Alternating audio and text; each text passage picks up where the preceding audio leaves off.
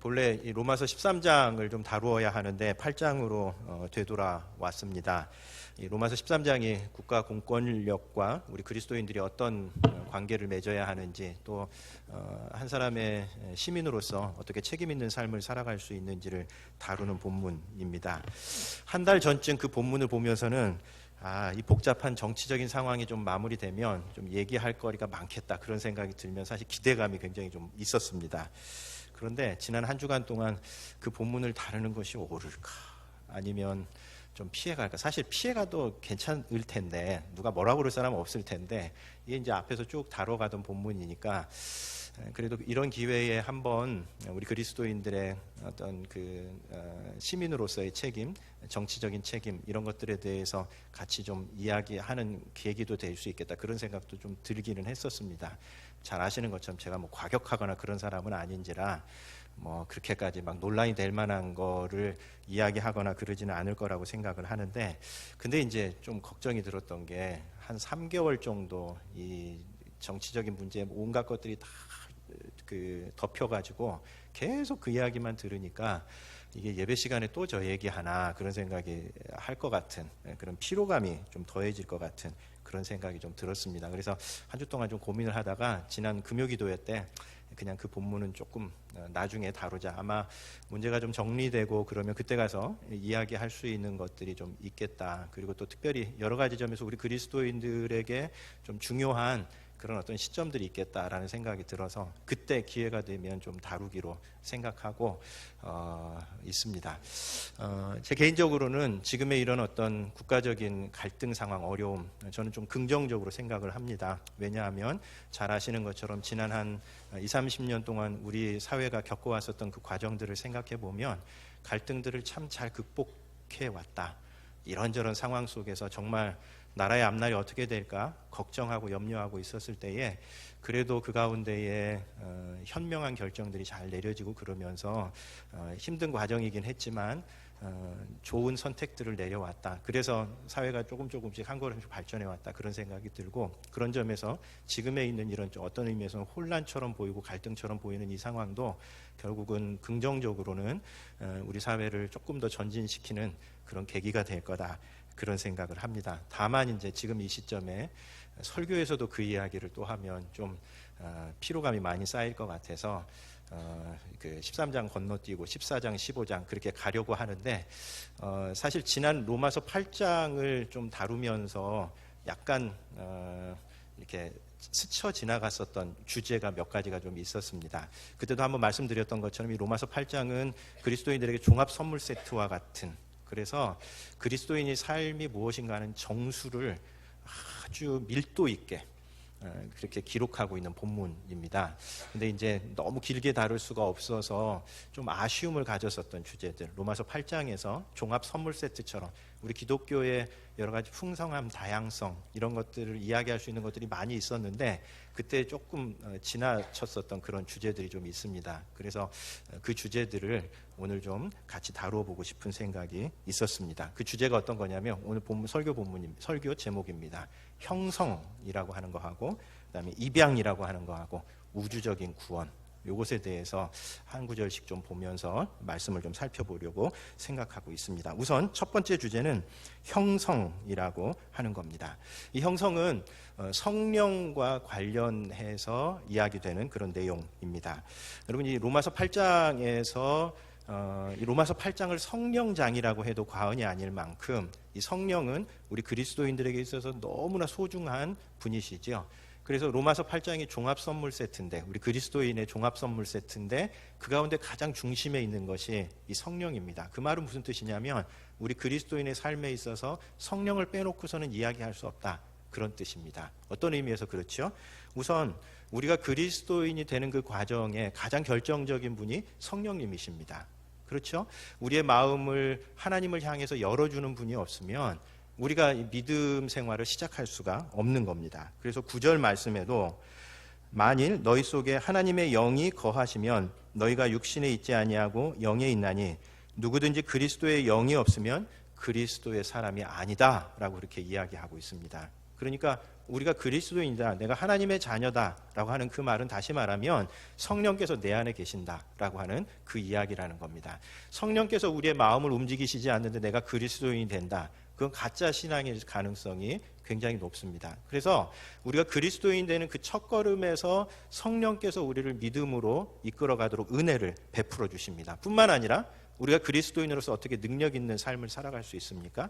성령의 도움을 힘입어서 살아갈 수 있습니다. 그래서 로마서 8장에서 우리가 때로 그리스도인으로 잘못 살아갈 때 드는 그 죄책감들, 너 하나님의 자녀로서 자격이 없어, 너 예수 믿는 사람 아니야, 이렇게 얘기할 때에도 성령께서 우리를 위로하시고 붙잡아 주시고, 또 우리의 어떤 육신 가운데에 그리스도인들이 연약해질 때 우리가 그리스도인이 된다고 그래서 완벽하게 성화되어서 완전한 사람이 되지 못하는 겁니다. 여전히 우리 안에 이 죄의 뿌리가 남아있죠. 그것을 성경에서는 육신이라고 그렇게 얘기하는데, 그 육신을 이겨낼 수 있는 힘을 성령께서 주십니다. 뿐만 아니라 때로 우리가 그리스도인으로서 고난받는 삶을 살아갈 때인데, 그 고난 속에서 좌절하지 않고 기가 꺾이지 않고 그 고난을 이겨낼 수 있는 그 힘, 그것이 성령을 통해서 주어지기 때문에 우리가 그리스도인이 되는 그 출발부터 시작해서 그리스도인으로서 능력 있는 삶을 살아가는 과정 곳곳에서 성령의 도우심이 없이는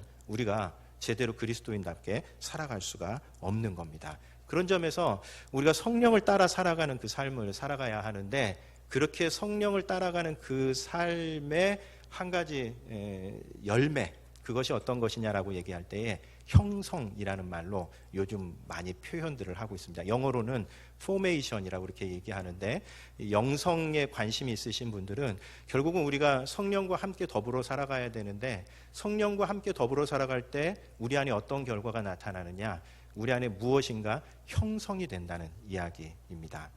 여러분, 우리 흔히 저도 그 청소년기 시절에 소위 말하는 뭐 은사도 많이 받았었고 성령 침례 이런 것들도 경험을 했었던 사람입니다. 그럴 때에 대체로 우리가 갖고 있는 성령에 대한 아주 인상은 아주 감정적으로 우리가 고조된다든지 뭔가 엄청난 능력이, 기적적인 현상이 나타나는 것에 초점을 맞추는 경우가 굉장히 많습니다. 그러나 성령의 역사는 거기에만 국한되지 않죠. 성령은 인격적인 분이십니다. 성령께서 인격적이시라고 하는 것은 무슨 뜻이냐면, 성령께서 마치 우리의 인격을 짓밟으면서 우리에게 오시는 분이 아니라는 겁니다. 그래서 성령께서 우리를 막 빙의한다든지 이런 식으로 나는 원하지 않는데 막 억지로 끌고 가는 이런 것도 아니고, 또 우리가 성령의 일부분에 어떤 능력을 막 바라면서 기적적인 현상을 일으키고 감정적으로만 충만한 것, 그것이 성령의 역사가 아니라 결국은 우리의 삶 속에 성령께서 늘 내주하시면서 성령과 동행하는 삶을 살아야 하는데, 그것을 성경에서 여러 가지로 표현한다고 그랬죠.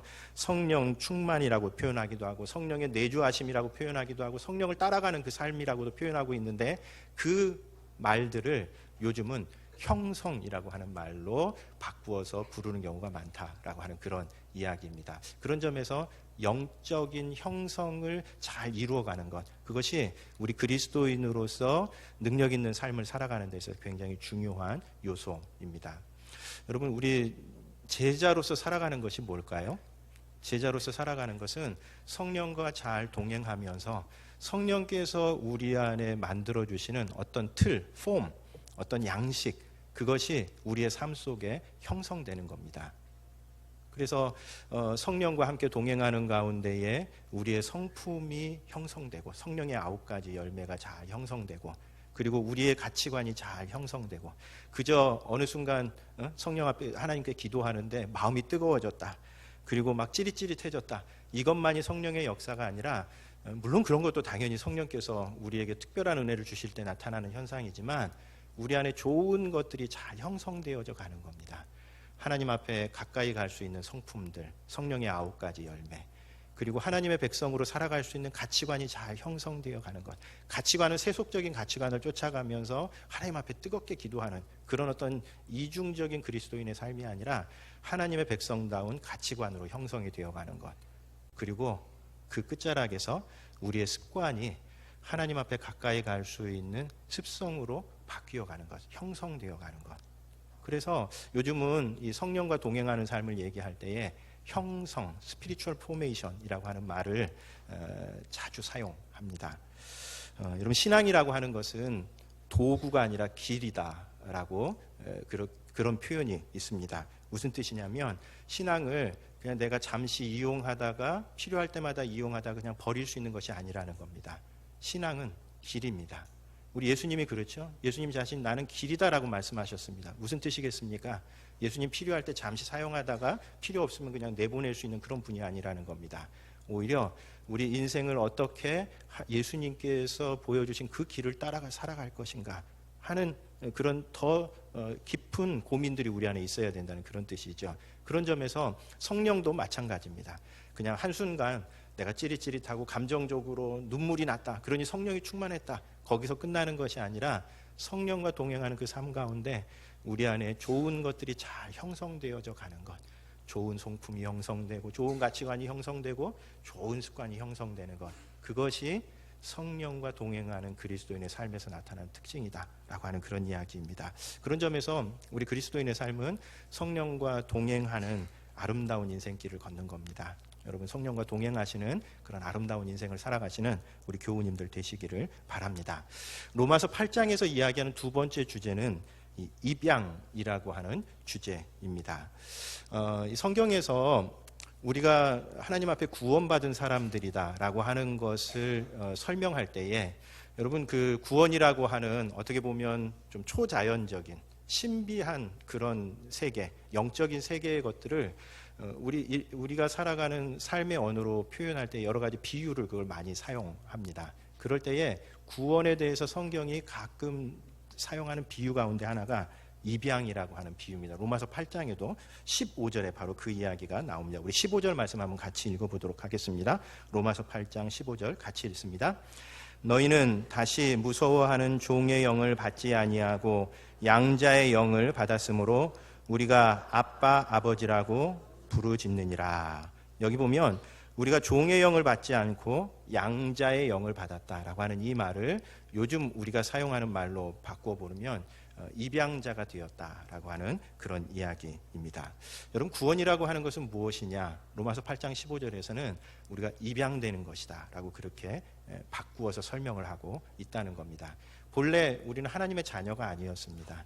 그런 점에서 우리가 똑같이 하나님의 아들이지만 예수님과 질적으로 차이가 있는 건 그렇습니다. 예수님은 하나님의 친아들이세요. 그런데 우리는 입양된 사람들입니다. 그래서 같은 하나님의 아들이니 같이 맞짱을 좀 뜹시다 이렇게 얘기하면 굉장히 곤란한 게 신분적으로 좀 다릅니다. 아무튼 우리가 그리스도인이 된다는 것은 하나님 앞에 입양이 된다는 겁니다. 특별히 이 로마서를 쓰던 1세기 로마 사회에서는 입양이라고 하는 것이 우리 사회보다 훨씬 더 보편적이었다고 그럽니다. 그래서 여러분 가끔 영화 같은 데 보면 전혀 한 가문의 사람이 아닌데 누구를 데려다가 그 사람의 법적인 아들로 삼는 그런 이야기들이 가끔가다 등장하는 것이 그런 이유 때문에 그렇습니다. 그런 점에서 우리가 하나님의 자녀가 된다는 것은 입양되는 것이다. 그것이 성경이 설명하고 있는 구원의 이야기입니다. 입양이 된다는 것은 무슨 뜻이죠? 법적으로 신분이 바뀐다는 겁니다. 그리고 부모와 어떤 그 실제적인 관계가 바뀐다는 거고, 그리고 입양되는 그 순간 그런 것들이 바뀌면서 새로운 삶이 시작되죠. 마찬가지로 우리도 그렇다는 겁니다. 본래 우리가 하나님의 자녀가 아니어서 죄 가운데 살아갈 수밖에 없는 존재였는데 예수님을 통해서 우리가 하나님의 아들로, 하나님의 자녀로 입양이 되었고, 그로 말미암아 법적으로 하나님의 자녀가 되고 하나님과 새로운 관계를 맺게 되고 새로운 삶을 시작할 수 있는 계기가 되었다라고 하는 점에서 이 입양이라고 하는 것은 우리 그리스도인의 삶을 설명해주는 아주 좋은 비유다. 그래서 이 로마서 8장을 비롯해서 성경에서는 우리 구원에 대해서 입양이라고 하는 은유를 사용하고 있는 겁니다.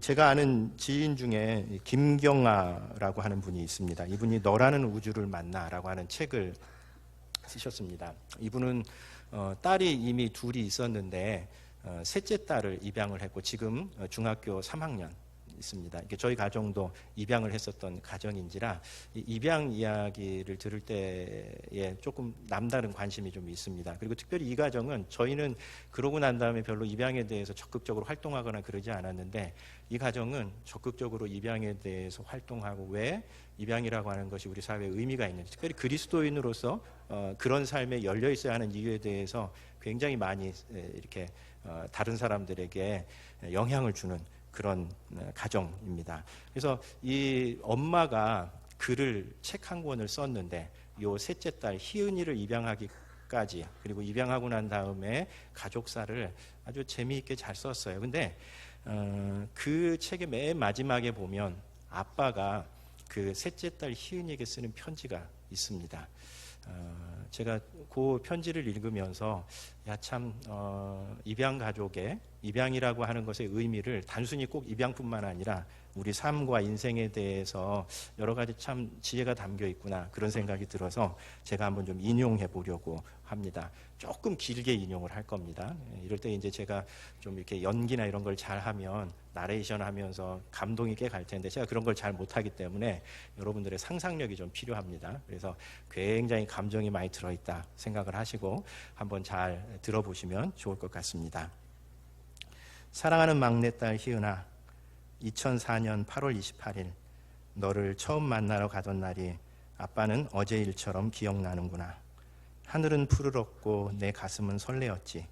희은이가 있는 광주의 입양 기간까지 가는 길에 영주 삼촌과 이야기를 나누다가 울컥 가슴이 벅차올랐어. 아빠가 이렇게 감격스러운 삶을 살게 될 줄 몰랐거든. 아빠는 아빠 인생에 큰 기대가 없었던 사람이야. 가난한 집에서 태어나 장애를 갖고 자라면서 아빠 자신과 삶에 대해 별 기대를 안 했던 것 같아. 그런데 그날 차 안에서 문득 사랑하는 두 딸로 인해 내가 이미 행복한 사람이고 앞으로 가족이 될 한 아이를 만나러 간다는 사실이 믿기지 않을 만큼 설레어서 감격스러웠었던 거야. 아빠들은 대개 입양에 소극적이거나 무관심한 경우가 많지만 우리 집은 아빠가 먼저 엄마에게 입양을 하자고 했어. 원래는 셋째를 낳자고 했다가 엄마한테 완전히 무시를 당해서 전략을 바꿨지. 여기 아마 원래는 개무시 이런 거 썼었던 것 같아요. 네, 책에는 그렇게 쓸 수 없어서 완전히 무시로 썼던 것 같고요. 그럼 입양하자고 그랬더니 엄마가 반대를 못하더라. 지금 생각해 보면 그게 신의 한 수였어. 그 전략 때문에 우리가 이렇게 가족이 된 거니까. 셋째를 낳지 않을 거면 입양하자고 아빠는 쉽게 말았지만 엄마는 고민을 정말 많이 했어. 그래도 엄마가 마음을 정하고 나니까 희은이를 만나기까지 모든 일이 빠르게 진행됐단다. 그리고 희은이가 드디어 집에 왔지. 아빠는 그때부터 희은이 사진을 엄청 찍었어. 너무 예뻤거든. 순간순간이 너무 소중해서 너와 함께하는 모든 순간을 간직하고 싶었어. 무엇보다 너는 엄마 아빠 유전자로는 나올 수 없는 미모였잖아. 네가 하도 예쁘고 또랑또랑하니 다들 외모 보고 데려왔다고 놀릴 정도였단다. 우리가 선택한 게 아니라 입양 기관에서 우리 가족과 너를 맺어준 거라고 설명해도 소용이 없었어. 우리가 단독주택에 살 때 겨울에 눈이 내리면 집 앞에 눈을 직접 쓸어야 했는데 그때도 가장 열심히 또 즐겁게 도와준 사람이 바로 너야. 아빠는 초등학생 희은이가 그때 한 말이 참 인상 깊었단다. 이런 게 사는 재미죠. 아빠한테는 딸이 이미 둘이나 있었지만 희은이는 여러모로 새로운 기쁨이었어. 희은이를 입양한 인연으로 아빠는 여러 해외 입양인을 만났단다. 그중 해외로 입양되었던 딸이 한국에 와서 아버지를 처음 만나는 자리에서 통역하러 간 기억은 잊을 수가 없구나. 그 아버지는 고등학생 때 같은 동네 여학생을 좋아했다가 임신을 하게 되었는데 부모님들이 낙태하라고 했음에도 불구하고 출산을 해서 입양을 보낸 거야. 두 사람은 결국 헤어졌고 각자 따로 결혼했다고 해. 한 번도 만나보지 못한 딸이 너무 보고 싶었던 아버지는 오랫동안 수소문한 끝에 미국으로 입양 간 딸과 연락이 닿았어. 얼마나 떨렸을까? 그렇게 보고 싶었던 딸을 만나게 되었으니 말이야. 바로 그 자리에 아빠가 통역을 하러 간 거야. 그날 그 아버지와 딸은 서로 가슴 먹먹하면서도 어색하게 만났어. 그 딸 손목에 남아있던 여러 줄의 칼자국이 아빠는 지금도 생각나. 그 언니는 스스로 목숨을 끊으려고 시도할 만큼 삶이 힘겨웠나 봐. 그 일로 아빠는 배운 게 참 많아. 희은이가 우리에게 큰 기쁨이고 입양이 우리에게는 말로 다 표현 못할 축복이지만 누군가에게는 이유를 알 수 없는 우울과 상실의 이유가 될 수 있다는 걸 깨달았지. 희은아, 내 덕분에 여러 가정에서 입양을 결심한 것 아니? 너를 보면서 입양이 평범한 일이고 특별한 사람들만 하는 게 아니란 걸 알게 됐을 거야. 가족이 된다는 건 정말 특별한 복이고 한 번 결정하면 되돌릴 수 없지. 사실 도망가거나 되돌릴 수 없는 결정을 한다는 건 무모하기도 해. 결혼이 그런 모험이고 입양도 마찬가지겠지. 그래서 결혼하고 입양한 후에 잘못 결정한 건 아닐까 후회하는 사람도 있을 거야. 그런데 도망갈 수 없는 그 울타리가 결국 우리를 성숙시키고 새로운 은혜를 얻게 한다고 아빠는 믿어. 그래서 고통과 수고는 의미 있는 인생의 수업료 같은 역할을 하는 거지. 사실 희은이 때문에 기쁨만 있었던 건 아니야. 힘들 때도 있었고 짜증나거나 속상할 때도 있었지만 가족이라는 울타리 안에서 함께 지내는 동안 아빠도 희은이도 그런 어려움을 겪으며 많이 자란 것 같아. 그래서 감사해. 너를 키우며 울고 웃던 지난 날들을 돌아보며 문득 한 가지 깨달은 점이 있어. 우리가 너에게 가정을 선물한 게 아니라 네가 우리에게 가정을 선물했다는 점이야. 희은이 덕분에 우리 가정은 더 넓고 깊이 생각하며 살아가는 가정이 되었고 이건 희은이 때문에 얻게 된 소중한 선물이야. 입양은 이렇게 우여곡절을 겪으며 온전한 가정을 경험하고 서로에게 좋은 선물이 되어주는 경험이 아닐까 싶어. 앞으로 희은이가 살아갈 인생을 응원하고 희은이의 삶이 스스로도 행복하고 남들 보기에도 아름다운 삶이 되길 축복한다. 딸 바보 아빠가 라고 하는 그런 글입니다.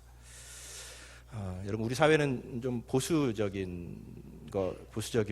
그리스도인들 가운데에도 그런 사람들이 좀 많지만 사실 우리가 입양된 사람이라고 하는 것은 우리가 입양에 대해서 조금 더 적극적인 자세를 좀 가질 필요가 있다 하는 것을 일깨워 준다고 생각합니다. 왜냐하면 우리들 자신이 입양된 사람들이기 때문에 그렇습니다. 여러분 혹시 나이가 많아서 아이를 낳는 일이 부담스러우신 분들 입양에 대해서 적극적으로 한번 생각해 보시면 좋겠다 그런 생각이 듭니다. 세 번째, 로마서 8장에서 우리에게 이야기해 주는 세 번째 주제는 우주적인 구원이라고 하는 주제입니다. 여러분 우리 구원이라고 하는 것은 우리가 거듭나서 하나님의 자녀가 되는 겁니다.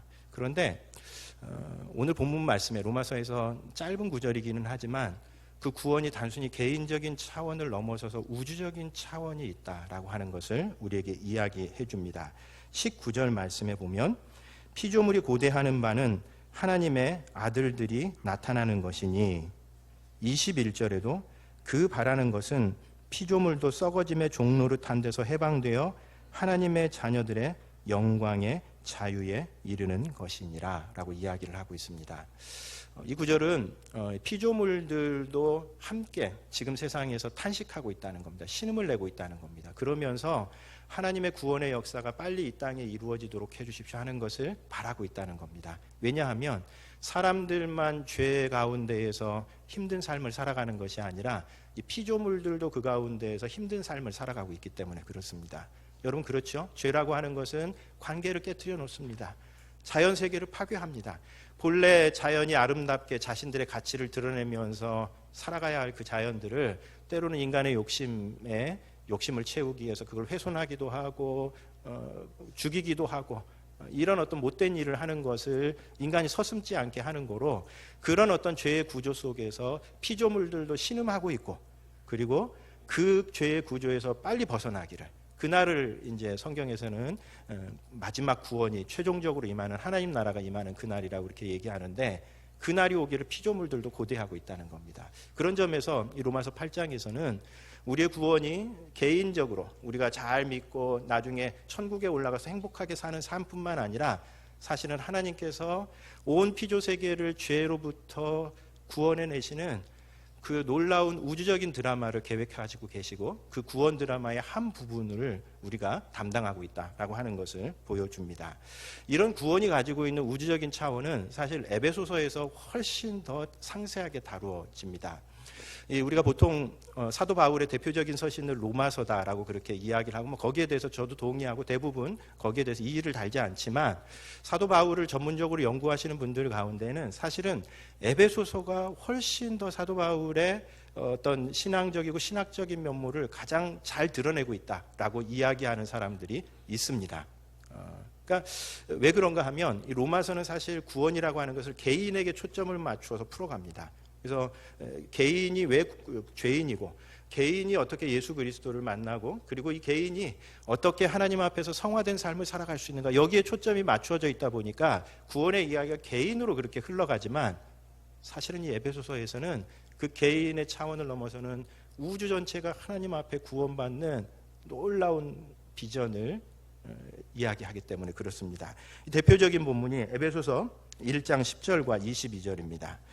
에베소서 1장 10절 하늘에 있는 것이나 땅에 있는 것이 다 그리스도 안에서 통일되게 하려 하심이라.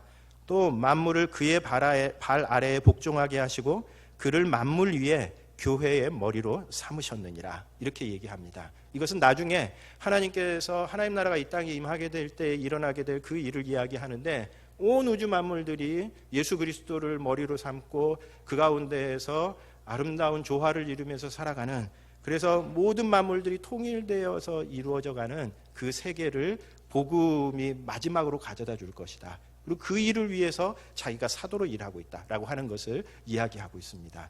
그래서 이 에베소서에서 이야기하는 구원의 드라마는 단순히 개인적인 차원을 넘어서서 우주로까지 넓혀집니다. 죄의 구조 속에서 신음하고 있는 그 피조물들까지도 다 그리스도의 통치 안에서 온 피조세계가 회복되는 그 드라마, 그것이 복음이 이야기하는 구원의 드라마다라고 하는 겁니다. 그런 점에서 이 구원이라고 하는 것은 당연히 우리들 개인이 죄의 영향력에서 벗어나는 것이지만 그것에서 그치지 않고 여전히 지금도 사회를 어렵게 만들고 있고 우주를 어렵게 만들고 있는 이 죄의 영향력으로부터 벗어나게 하는 것, 이것이 또 구원이 가지고 있는 또 하나의 측면이다라고 하는 이야기입니다. 여러분, 우리가 나중에 하나님 나라가 임할 것이다라고 그렇게 소망하면서 살아가죠. 그런데 이 나라라고 하는 것은 백성들로만 이루어지지 않습니다. 여러분, 이 대한민국이라고 하는 것은 대한민국의 백성들을 포함해서 대한민국이라고 하는 나라가 갖고 있는 제도와 역사, 물적 토대까지 전부 다를 가리켜서 나라라고 이야기하는 것과 마찬가지로 나중에 우리가 이 땅을 떠나서 저 천국에 가서 우리들 개인의 영혼이 행복하게 사는 것, 그것만이 구원이 이야기하는 최종적인 목적이 아니라는 겁니다. 그래서 요한복음 21장은 마지막 날 역사의 마지막에 어떤 일이 이루어지느냐? 우리들 개개인이 저 하늘나라에 올라가서 그곳에서 영원히 하나님 찬양하면서 구원받은 하나님의 백성으로 살 것이라고 이야기하지 않고요. 새 예루살렘이 하늘로부터 이 땅에 임하는 것으로 이야기를 합니다. 그건 무슨 뜻이겠습니까? 처음 하나님께서 만들어 놓으셨던 그 아름다운 창조 세계가 그동안 죄의 구조 때문에 힘들어하고 고통 가운데 신음하고 있었는데 마침내 그 창조 세계가 온전히 회복되는 것, 그것이 하나님께서 이루어 놓으신 구원의 드라마의 맨 마지막이라는 겁니다. 그런 점에서 구원에는 우주적인 차원이 있습니다. 마가복음 16장 15절에 우리가 아주 잘 아는 말씀인데요, 우리 한번 같이 읽어보도록 하겠습니다. 화면에 한번 띄워봐 주십시오. 마가복음 16장 15절. 또 이르시되 너희는 온 천하에 다니며 만민에게 복음을 전파하라. 이건 이제 우리가 예수를 믿은 우리들에게 주신 복음 전파의 사명입니다. 그런데 여기 만민이라고 하는 이 표현은 조금은 이렇게 사람에게 초점이 맞추어진 번역입니다. 그래서 이 마가복음 16장 15절에 거기 본문을 보면 이 만민이라고 하는 이 표현 밑에다가 작은 각주를 하나 달았습니다. 더 정확한 표현을 풀어 쓴 건데 온 피조 세계입니다. 온 피조 세계. 그러니까 또 이르시되 너희는 온 천하에 다니며 온 피조 세계에게 복음을 전파하라. 이것이 예수님께서 우리에게 마지막으로 남겨주신 사명이라는 겁니다. 무슨 뜻입니까? 사람들에게만 복음을 전하지 않고 온 피조 세계가 하나님 앞에 회복될 그날을 생각하면서 온 피조물을 회복시키는 것, 그것이 하나님께서 이루신 구원 드라마의 마지막이라는 겁니다. 그런 점에서 우리 구원 역사에는 우주적인 차원도 있고 사회적인 차원도 있습니다. 이 세상에 있는 죄의 구조를 바로잡고 죄 때문에 상처 입은 사람들을 어루만지고 치유해주는 이 일도 하나님의 백성으로서 우리가 해야 될 아주 중요한 사명 가운데 하나다는 겁니다. 작년에 노벨 평화상 공동 수상자로 선정된 분 중에 드니 무퀘게라고 하는 분이 있습니다. 작년에 하도 이슈가 많아가지고 그냥 묻혀 지나간 그런 건인데 우리 그리스도인들에게는 상당히 좀 의미 있는 그런 분이셨습니다. 이분이 콩고에서 의사로 활동을 하셨던 분인데 이 여성들, 특별히 성폭행 당한 여성들을 치료하고 의사로서 치료하고 이 여성들이 바르게 서는 그 일에 일생 동안 헌신했었던 그런 분입니다. 이 콩고에서 지내면서 이 분쟁, 저는 뭐 그쪽 사회를 잘 모르지만 그 안에서 부족들 사이에 이 복수가 계속 악순환되는 그런 어려움이 있었던 사회였었던 것 같습니다. 그래서 그 분쟁의 잔혹함을 목격한 다음에 이 사람이 무퀘게 박사가 한 가지 결심을 하는데 자기가 의학을 공부해야겠다는 생각을 했고 그리고 프랑스에 가서 의학을 전공한 뒤에 가장 낙후된 지역, 전기조차 들어오지 않는 북하부라고 하는 지역에 가서 병원을 설립해서 그곳에서 성폭행을 당하거나 분쟁으로 다친 여성들 수만 명을 치료해주는 그 일을 했었던 사람입니다. 여러분 이런 어떤 그 집단들 사이에 분쟁이 일어나는 지역에서 일어나는 그 보복의 악순환이라고 하는 것은 정말 끔찍합니다. 제가 지난주에도 말씀을 드렸지만 눈에는 눈, 이에는 이, 이게 잔혹한 보복의 원리가 아니라고 그랬죠. 사실은 보복을 제한하는 굉장히 은혜로운 규정인 겁니다. 왜냐하면 한번 폭행을 당하면 절대 10이라고 하는 폭행을 당했을 때 10이라고 하는 폭행으로 그냥 끝내지 않습니다. 그냥 무제한의 폭행을 가하고 싶은 것이 인간의 속성입니다. 그런 어떤 악순환 속에서 가장 피해를 입는 사람들이 누구였냐면 이 여성들이었었던 겁니다. 그래서 어느 날인가는 이제 수십 명의 여성들이 그렇게 성폭행을 당하고, 그러니까 이제 전쟁에서 지면 가장 연약한 여성들을 몹쓸 짓을 하는 겁니다. 그리고 거기서 끝내지 않고 다시 또 총상을 가하고 거기에다가 화학약품을 뿌려서 온몸에 화상을 입히고 그렇게 그냥 내버려 두는 겁니다. 여러분 진짜 비인간적인 그런 일이죠. 인간의 죄가 얼마나 잔혹한가를 보여주는 그 현장입니다. 그리고 이 일은 지켜보는 이들에게도 굉장한 상처가 됩니다. 왜냐하면 그 불의한 상황 속에서 자신들이 아무것도 해주지 못하고 약자들을 보호해주지 못했다는 이것은 일평생 자신들의 마음속에 상처가 남는 일인 겁니다. 그래서 한 공동체 전체를 무너뜨리는 그 일을 하는 거죠. 그래서 나중에는 그 상처를 이기지 못하고 이 사람들이 자기들이 살던 마을 전체를 버리고 밭을 포기하고 재산을 버리고 그냥 떠나버리는, 이렇게 방황하다 보면 또 어디선가 자신들이 또 보복을 가하거나 보복을 입거나 이러면서 그 폭력의 악순환 속에서 벗어나지 못하는 사회인 겁니다. 이런 사회 속에서 이 무퀘게라고 하는 이 박사가 바로 그 여성들을 치료하는 그 일을 했습니다.